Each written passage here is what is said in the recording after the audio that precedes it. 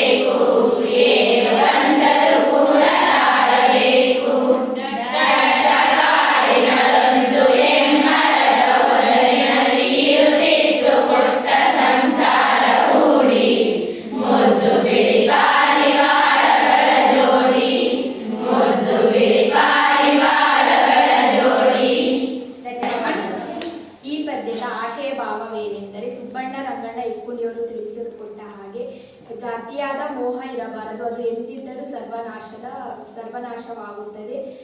ವ್ಯಾಮೋಹವನ್ನು ತೊರೆದು ಬಾಳಬೇಕು, ಏನು ಬಂದರೂ ಕೂಡ ತಾಳ್ಮೆಯಿಂದ ಎದುರಿಸಬೇಕು ಎಂಬುದು ಈ ಪದ್ಯದ ಆಶಯವಾಗಿದೆ. ಆದ್ದರಿಂದ ನಾವೆಲ್ಲರೂ ಕೂಡ ಈ ಮಾತನ್ನು ಅಳವಡಿಸಿಕೊಳ್ಳಬೇಕು.